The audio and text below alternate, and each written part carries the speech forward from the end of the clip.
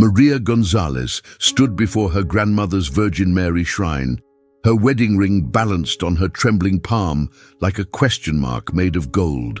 The scent of burned-out candles hung heavy in the September air, mingling with the dust of neglect that had settled over the sacred space these past 6 months. Everything about this moment felt wrong. The way her bare ring finger already looked foreign, the way her grandmother's rosary felt like stones in her pocket, the way even the Virgin's gentle painted eyes seemed to judge her for what she was about to do.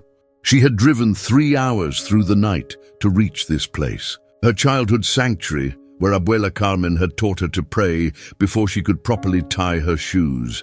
The small adobe shrine sat at the edge of her grandmother's property in Chimayo, New Mexico, where generations of women in her family had come to seek Mary's intercession. Now Maria was here to do the opposite, to walk away from the faith that had failed her when she needed it most. The betrayal still burned in her chest like swallowed fire. 6 months ago, she had knelt at this very shrine, lighting candles and whispering desperate prayers for her marriage, begging the Virgin to help her save what was already lost. The discovery of David's affair had come 3 days later, along with the revelation that he had been stealing money from their joint account to fund his secret life. Every prayer had fallen on deaf ears. Before we go deeper into this mystery, take a moment to subscribe to Virgin Mary Mysteries.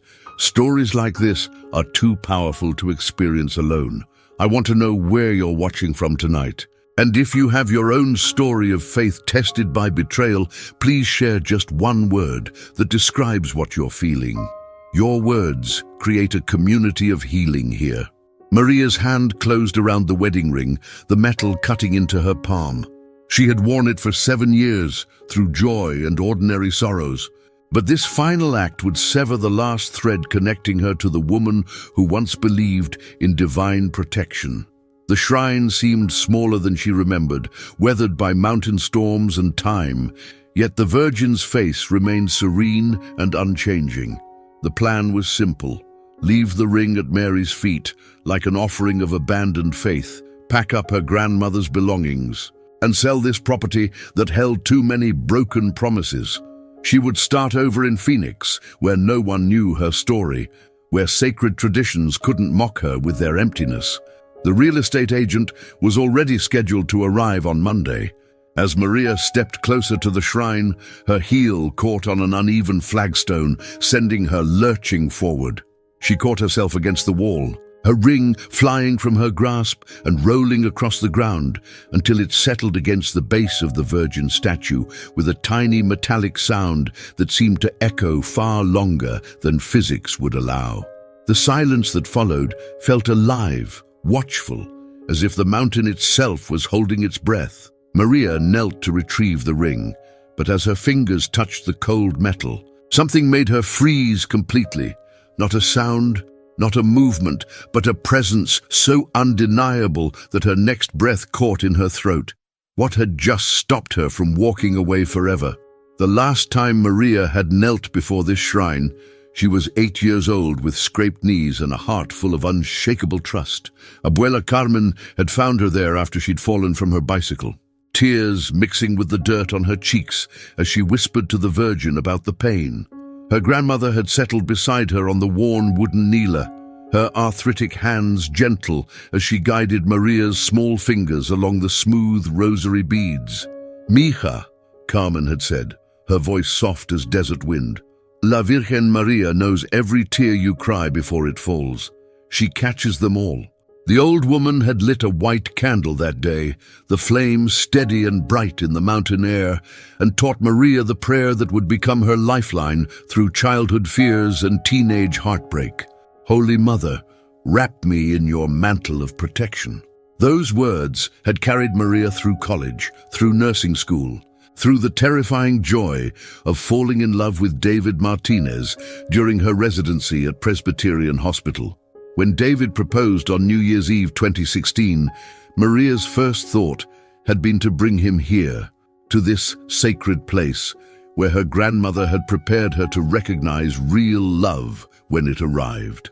The shrine had witnessed their engagement blessing 6 months later, Carmen's weathered hands placing a crown of white roses at Mary's feet, while Maria and David knelt together on the ancient stone.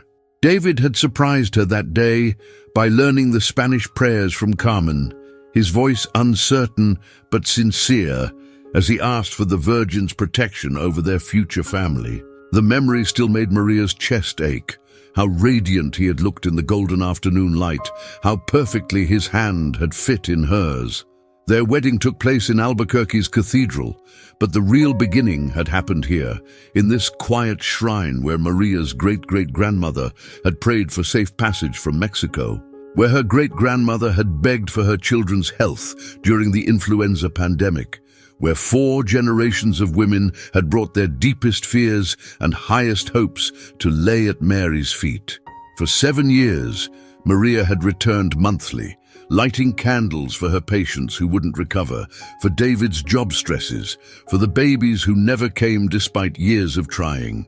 Each visit had strengthened her certainty that Mary was listening, that someone beyond the visible world cared about the details of her small life. The certainty had begun cracking 6 months ago when she found David's phone buzzing with messages from someone named Ashley. The text had been explicit, casual, ongoing for nearly 2 years. But the real devastation came when Maria discovered the missing money, $37,000 pulled from their savings account over 18 months to pay for hotels, jewelry, weekend getaways to Santa Fe and Las Vegas with his mistress. Maria had driven straight here that night, kneeling before Mary with her grandmother's rosary clutched so tightly the crucifix left marks on her palm. She had prayed for forgiveness for David, for strength to save their marriage, for wisdom to understand God's purpose in this suffering. 3 days later, David asked for a divorce. Why had she chosen this sacred place to finally surrender her faith? Maria's fingers found her grandmother's rosary in her jacket pocket, the worn silver beads warm from her body heat. Carmen had carried this rosary through 43 years of marriage, through dark months when money was scarce and prayers seemed to fall on deaf ears. The beads had been polished smooth by decades of desperate Hail Marys. Now, Maria pulled the rosary from her pocket with shaking hands, ready to hurl it into the desert brush beyond the shrine. Let the coyotes make sense of abandoned faith. She had carried these beads to the hospital during every difficult shift, whispering prayers for patients whose families waited with the same desperate hope that had failed her. No more. The motion felt like sacrilege, yet liberation pulsed through her veins as she drew her arm back. The silver caught the last rays of sunset, creating brief rainbows across the Virgin's painted face. Maria's shoulder tensed, her muscles coiling for the throw that would sever the last connection to the woman she used to be. But as her arm reached its peak, every candle in the shrine suddenly flickered. Not the gentle dance of flames in evening wind, but a sharp, synchronized dimming that left Maria frozen mid-throw. The air was perfectly still. She could feel the complete absence of breeze against her skin, could hear the mountain silence so profound that her heartbeat seemed thunderous. Yet every flame bent sideways for exactly 3 seconds before straightening. Her phone rang. The sound shattered the sacred silence, and Maria nearly dropped the rosary as she fumbled for the device. The caller ID made her stomach lurch.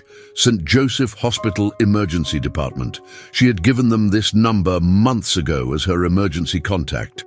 If this story is pulling you in, subscribe now and tell me in the comments what you believe is really happening. Your insight might reveal something we haven't seen yet. Mrs. Martinez. The voice belonged to Dr. Patricia Herrera, someone Maria knew from the ICU. I'm sorry to call so late, but we have a situation. Your husband was brought in an hour ago after a serious car accident on Highway 285. He's asking for you. The words hit Maria like physical blows. David had been living with Ashley for 3 months, had made it clear their marriage was over. Why would he ask for her now? And Highway 285, that was nowhere near where he claimed to be living. How serious? Maria heard herself ask, though her mind reeled with the impossibility of timing. She had been seconds away from throwing away her grandmother's rosary when this call arrived. Stable, but he has internal injuries. He was alone in the car, and he keeps saying he needs to tell you something important before surgery. Maria sank onto the stone bench beside the shrine, the rosary still clutched in her trembling hand. The candles burned steady and bright now, as if the flickering had never happened. Was this divine timing, or merely the cruel coincidence of a universe that had already taken everything she loved? The 40-minute drive to St. Joseph Hospital passed in a blur of desert highways and racing thoughts. Maria clutched the rosary in one hand while steering with the other, the beads pressing against her palm like a physical reminder of the choice she hadn't yet made. The candle's strange flickering played on repeat in her mind, 3 seconds of impossible synchronization in perfectly still air. In time to the exact moment she would have cast away her faith forever. But coincidences happened, equipment malfunctioned, candles flickered from gas leaks or electrical issues, not divine intervention. Maria forced herself to think like the ICU nurse she was, trained to look for logical explanations rather than miraculous ones. David's accident was terrible timing, nothing more. The emergency department buzzed with its usual chaos of ambulances, concerned families, and exhausted staff. Maria approached the desk, where a young woman with kind eyes and a name tag reading Sarah looked up from her computer screen. "I'm here for David Martinez," Maria said, her voice steadier than she felt. "Dr. Herrera called about his accident." Sarah's expression softened immediately. "Of course. He's been asking for you every few minutes.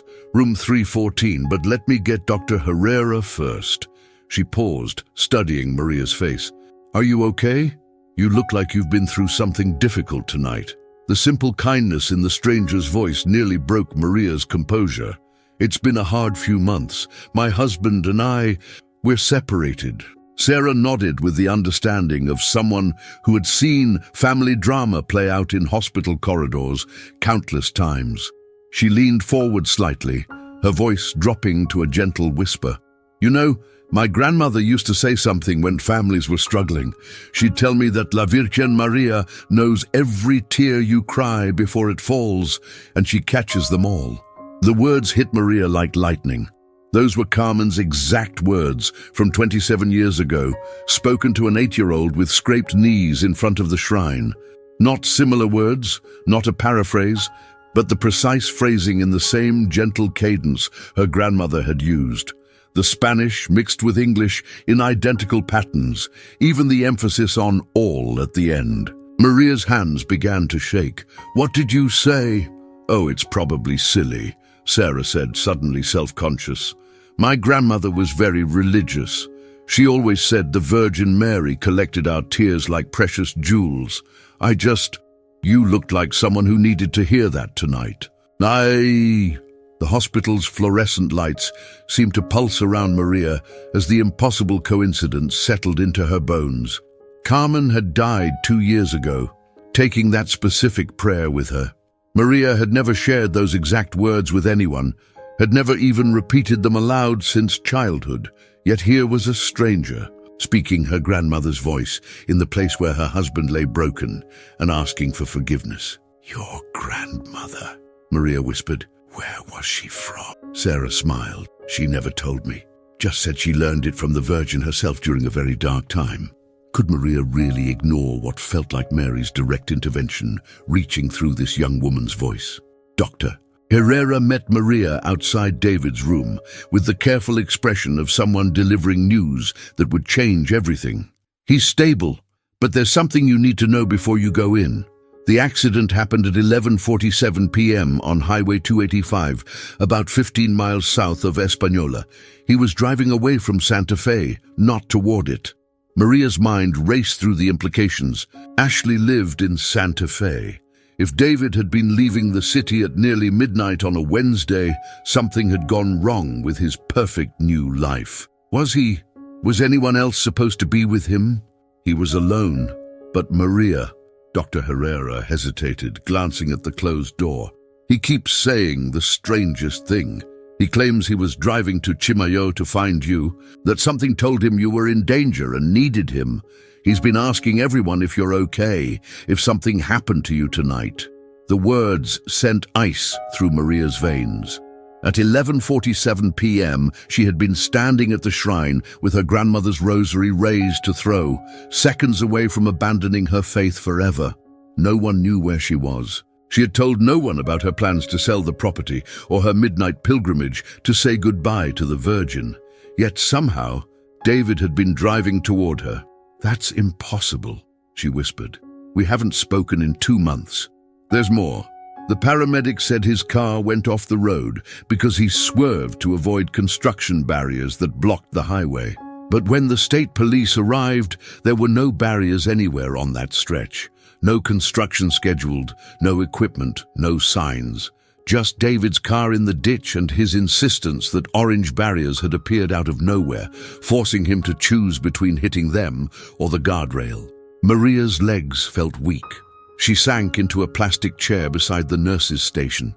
The rosary still wound around her fingers. Construction barriers that weren't there? Dr. Herrera nodded grimly. "The officers think he might have been hallucinating from fatigue or stress. But his blood work is clean. No alcohol, no drugs.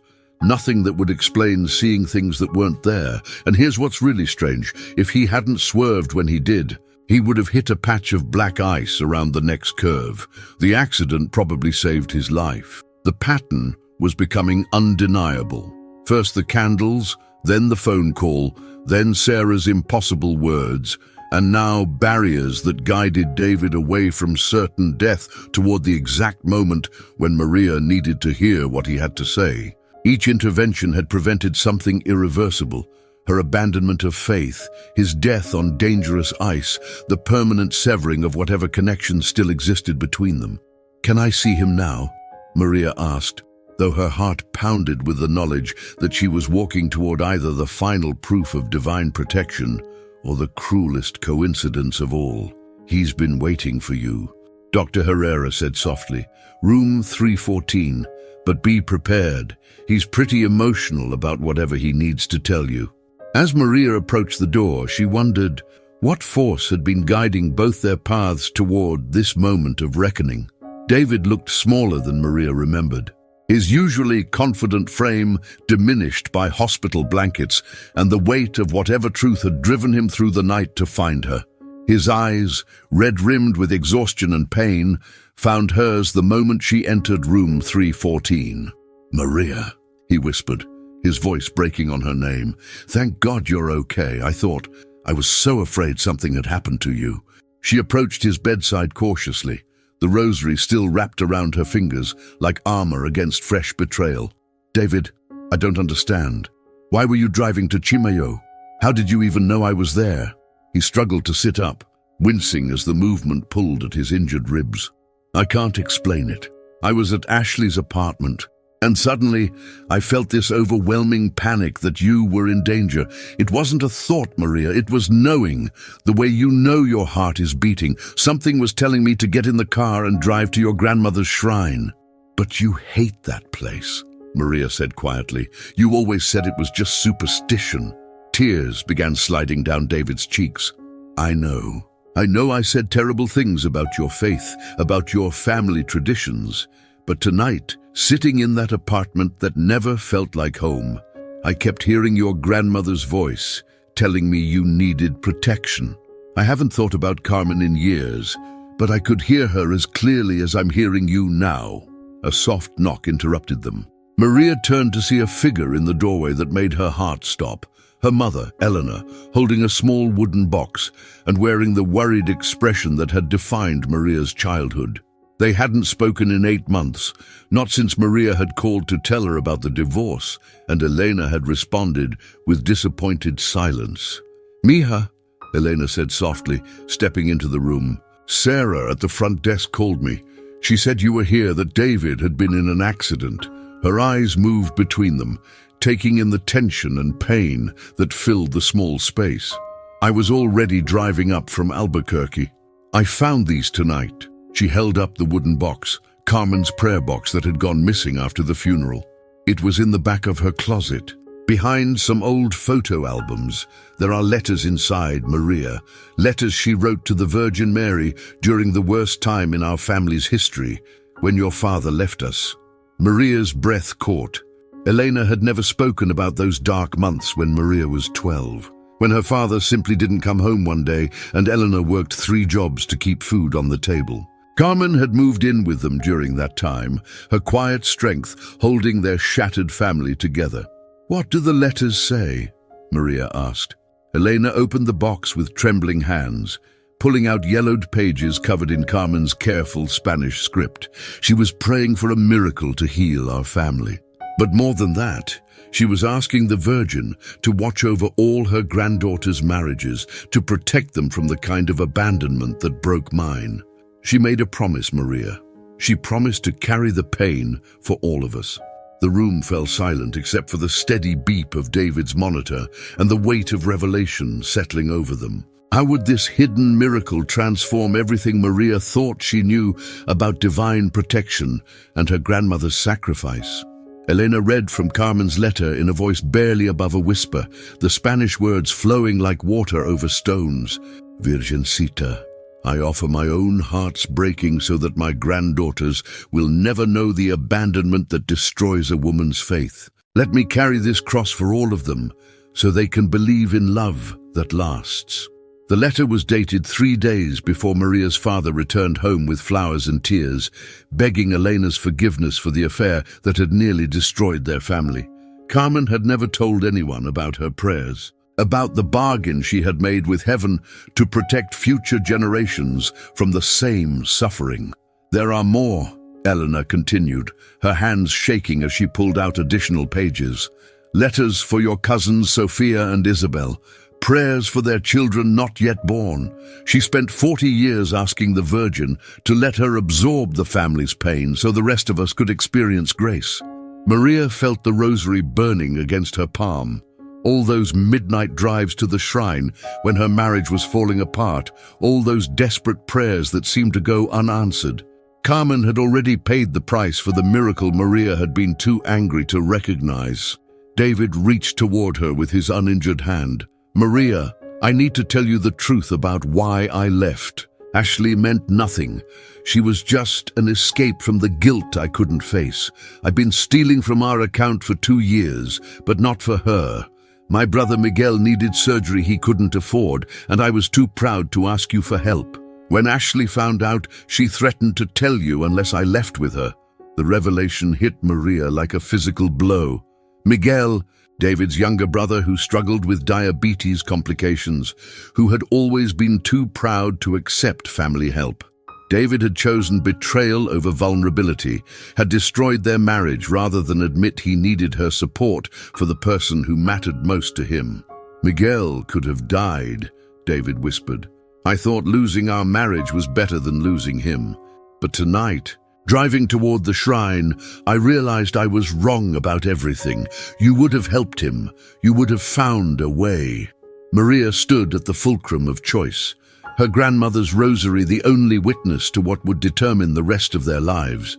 She could choose revenge, let David live with the consequences of his pride and deception, or she could choose mercy, following Carmen's example of carrying pain so others could experience grace. The Virgin's painted eyes seemed to watch from the small holy card Elena had pulled from the prayer box, the same serene expression that had witnessed 4 generations of women choosing love over logic, forgiveness over justice. Outside the hospital room, morning was breaking over the Sangre de Cristo mountains, painting the sky the soft pink of new beginnings or final endings. What would Maria sacrifice to break the cycle of abandonment that had haunted her family for generations? Maria uncurled her fingers from around her grandmother's rosary, the silver beads catching the first light of dawn, streaming through the hospital window. For 40 years, Carmen had carried the weight of her family's potential heartbreak, making a sacred bargain to absorb their pain so they could experience grace. Now it was Maria's turn to choose what she would carry. "David," she said quietly, "I forgive you, not because you deserve it, but because someone already paid the price for this moment." She placed the rosary gently on his bedside table, the crucifix facing toward his injured heart. Miguel will get his follow-up care. We'll figure out the money together, the way married people should. But you have to promise me something. No more pride, no more secrets, no more choosing shame over trust. David's tears came freely now, his hand reaching for hers with desperate gratitude. I promise everything. Elena stepped forward, placing Carmen's prayer box on the window ledge, where the morning light illuminated the Virgin's holy card. Your grandmother knew this day would come, she said softly. The last letter in the box is addressed to you, Maria. She wrote it the week before she died. With trembling hands, Maria opened the final letter, reading Carmen's familiar script. Mijita, when you read this, you will have faced the choice that defines every woman in our family, revenge or mercy, justice or grace. I pray you will remember that the Virgin's love is not earned through our goodness, but given freely through our willingness to love when love seems impossible. 3 months later, Maria and David renewed their vows in a quiet ceremony at the shrine in Chimayo. The same candles that had flickered at the moment of her crisis now burned steady and bright as they spoke, promises built on truth instead of wishful thinking. Miguel served as David's best man, his health restored, and his gratitude evident in every embrace he gave his sister-in-law. Sarah from the hospital attended the blessing, still unable to explain how her grandmother's words had perfectly matched Carmen's prayer. Some mysteries aren't meant to be solved, she told Maria during the reception. They're meant to be lived. If this story moved you, subscribe to Virgin Mary Mysteries so you never miss the next chapter in these extraordinary mysteries. I invite you to join our prayer chain by typing Sacred Inheritance in the comments below, letting us know that you believe in the Virgin Mary's protection across generations. But questions remain about that night at the shrine. The construction barriers that saved David's life were never explained by authorities. Sarah's grandmother had died 5 years earlier, yet her words carried Carmen's exact prayer across impossible distances. And the candles, they still flicker sometimes when Maria visits the shrine, always at moments when she needs to remember that faith isn't about understanding miracles, but about trusting in love that transcends human logic. The Virgin's painted eyes continue to watch over the shrine, witnessing new generations who come seeking protection, carrying rosaries worn smooth by desperate prayers and infinite hope. What other mysteries does she guard in that sacred space where heaven touches earth?